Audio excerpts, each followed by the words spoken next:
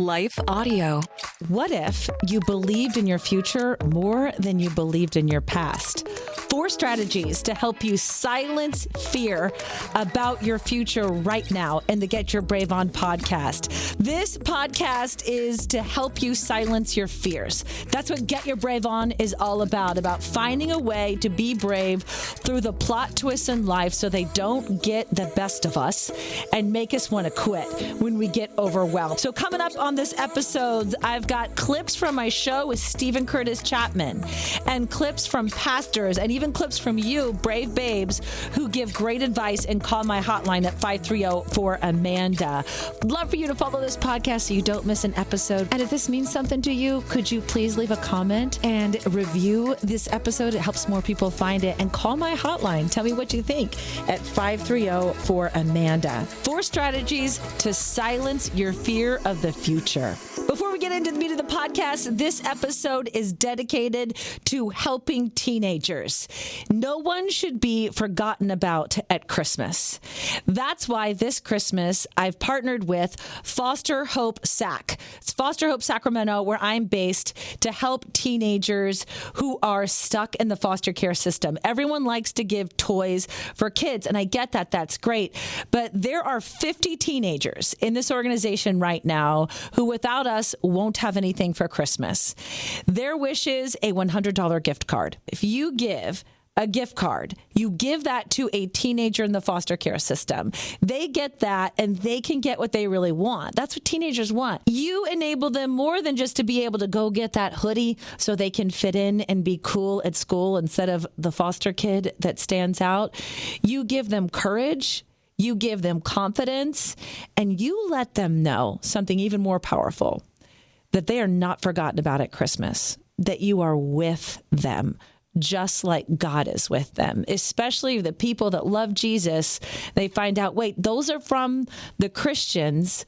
Okay, that maybe God hasn't forgotten about me either. And I made it super easy. Go to getyourbraveon.info or check in the show notes, and I put the link for you to give. You just order whatever gift card that you want, purchase it online. It goes to them, and that they will be able to print that out and give that gift card directly to a teenager. There are 50 waiting teenagers. So $100 will take care of one. Can you take care of one? Maybe you can do more and you can take care of 2. Just check out the link in the show notes or go to getyourbraveon.info. 4 strategies to silence fear in your future. Strategy number 1, be faithful in the midst of uncertainty. This is all about the plot twist. Okay, if you found yourself to the Get Your Brave On podcast, you're trying to figure out probably how to get through something like a divorce, single motherhood. That's kind of my specialty. Or maybe you've had a job loss. I've been there too. Or maybe you're just plain lost and life feels really uncertain and you're just having a really hard time trying to figure out what goals you even want to set for 2023. But be faithful in the midst of uncertainty, like this pastor explains Joseph was. He was a humble carpenter, right, that got an incredibly complicated situation dropped in his lap. You know, he was just going to marry this great girl and start a life, and then all of a sudden he gets this news that she's pregnant, and obviously they're processing all of that. But when he gets the news from the angel that this is God with us, this is the assignment, he had to make the choice to, you know what, I'm going to be faithful with what God has put in my hands, no matter the criticism or the backlash that comes with it. I'm Joseph the carpenter.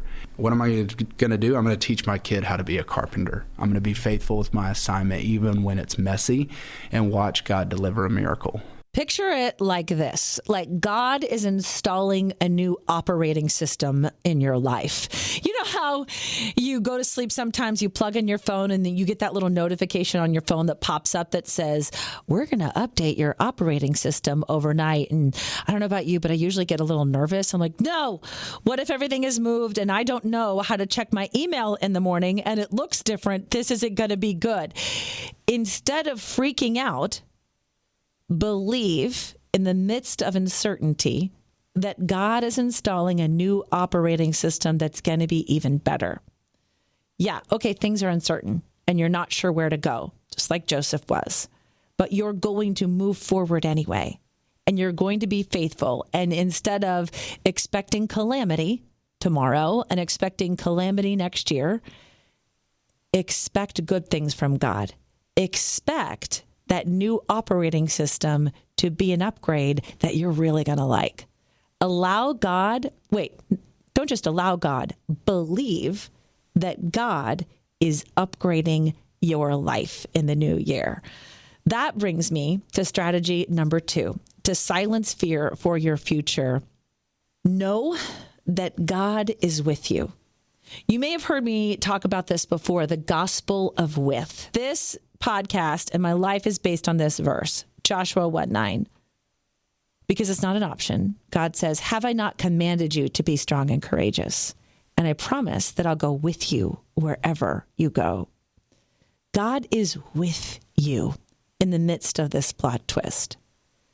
Knowing that God is with you as you're believing he's upgrading your life should be your absolute superpower to believing that anything is possible. And what are we celebrating right now? That Emmanuel was born. One of the names for Jesus, Emmanuel, which means God with us. God loves you so much that he decided to start this miracle story. He personally, in his spirit, through his son, came down to earth to be physically with us. Jesus was born a poor young man, and I guess we could say it was an unplanned pregnancy, to a stepdad and a mom. Sounds like the modern family. He lived all of the temptations and went through the things that you and I go through, yet he did not sin. He understands.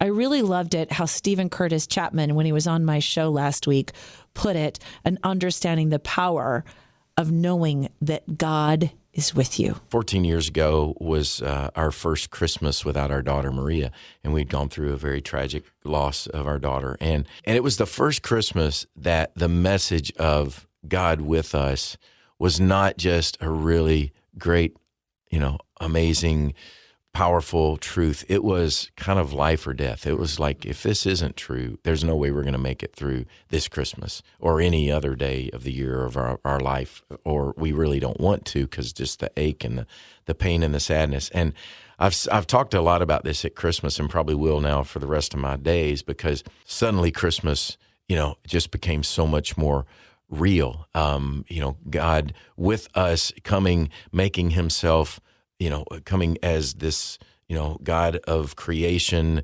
who entered into our world and made himself. I love how Tim Keller says the God of the universe made himself betrayable and fragile and able to feel pain and able to feel loss and even killable, and suddenly it was like, wow, okay, this is why Christmas matters so much. Believing that God is with you is the beginning of understanding the true miracle that we're celebrating, the birth of Jesus. This brings me to strategy number 3, to help you silence fear for your future. Believe in the miracle of Christmas for your life today. What does it mean for you now? The birth of Jesus is the beginning of God's rescue plan for the world. It's the beginning of God's rescue plan for you, because before him, you had to do a bunch of stuff to be forgiven for all the ways you mess up, and we all mess up. But then God came through his spirit and sent his son, Jesus, which we're celebrating that birth now, to become the sacrifice for your sins. So celebrating that little baby in a manger means that you're believing in the miracle of Christmas for your life, because you're believing that God came to rescue you too. I'm sorry if you're going through a plot twist right now. I completely understand what you're going through. But if instead of focusing on how bad things are, you just started to believe that a miracle was right around the corner, God already did it. He brought his son. All he asks you to do is to believe. Like that big sign they have outside of Macy's during the Christmas season. Believe. Believe in the miracle of Christmas and that it does apply to your life. This is a great explanation if you're thinking, not me, I'm too messed up. The miracle doesn't apply. Why would God want to rescue me? Listen to this description of the meaning of God's grace from a pastor that was on my radio show. Pastor Phil Will, what does Christmas mean to you this year? Christmas reminds us that we need him. We need help. We couldn't earn it. I think it's actually an erroneous thought to try to earn grace. But yet so many people feel like I got to do more, that hopefully God will give me grace. But grace is not something you earn. Grace is a person you receive. That's what Christmas is all about. That in John chapter 1 says, he came to his own. This is Christmas. But his own did not receive him. But for all who did receive him, John 1, 10 through 12, he gave them the right to become children of God. And so that's why I love this season, because we get a chance to actually become children with Christ in the family of God. I believe there's a lot of people that are spiritual orphans walking around looking for a home, looking for affection, looking for love. Another Christmas present isn't going to be the remedy for our soul. Being adopted into God's family through faith in Christ is really the thing we're created for. That's the thing we're longing for. Christmas makes it available to us. You can do it right now. You can say, okay, God, I receive you. I receive your grace. I know that you're with me in the midst of uncertainty, and I know that you want to rescue me. And I'm ready to go. I'm not afraid of my future anymore. I mean, how could you, knowing those three things? You're faithful in the midst of uncertainty. You know that God is with you, and you believe in the miracle that this is God's rescue plan and that grace applies to you. I mean, let's go. What do you want to do? That brings me to strategy number 4, to silence fear for your future. This is something for you to do, and it will be incredibly powerful. At the end of this podcast, what I'd love for you to do is just get a journal, a piece of paper, and your pen, something you're going to want to keep this. And I want you to write a letter. Now, this is a letter from your future self to you right now, 10 years from now. This is how to believe for a better future and get excited about your future instead of freaking out about it and always living in fear of it. Imagine yourself, the life that you want 10 years from now. And then I want you to write a letter to you now. Tell yourself all the great things that you decided to do to get to that point in 10 years. Tell yourself how thankful you are for all of the changes that you made in your life now to get you to that awesome point in 10 years. Are you feeling me here? And in the process of writing that down, you will discover what's most important to you. And you will discover what you want to be faithful to in the midst of uncertainty. Maybe it's being faithful in sobriety. Maybe it's in being faithful in your workouts. Maybe it's being faithful in what you're eating. Maybe it's finally understanding that God is with you as you try to go for that job or start that business. Maybe it's understanding that God's rescue plan applies to your marriage or your relationship, and you're going to give it a chance and allow God to come in and rescue you. What is it that you want 10 years from now? I'm picking up my journal right now. I wrote one as an exercise to myself here. And it's to kind of a letter. It's really personal. I'm going to share a little bit of it. Honestly, I don't want to share all of it because it is really personal, although I'm very personal on this podcast for you. I wrote, "Dear Amanda, I'm sitting here on our deck in the vacation home that you were able to buy in Tahoe, overwhelmed with gratefulness for the changes we made in our life in 2022. It was a brutal year. We needed to thank you for becoming so focused and productive. Thank you for sticking to your healthy lifestyle. Thank you for staying so fit so we can be so active. No one believes how old we are now. Ha ha. I know it was hard. You embraced the suck. It was so good for us. If you never had that sucky time in life, you never would be where we are today. You be thankful for it. You leaned in during all of those plot twists. You fought for us, for our future. Thank you for all of your hard work." See, it wasn't that hard. You can do this.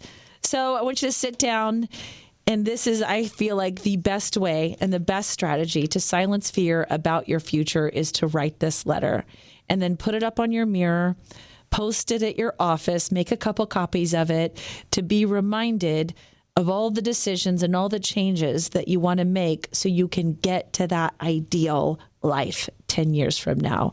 And instead of being afraid of what might happen, you're excited because you're working on exciting things for what will happen. And you're going to believe that God is with you, and you're going to believe in the miracle that he will help you make that happen. Thank you so much for joining me on the Get Your Brave On podcast. You inspire me every single day. I love to hear from you.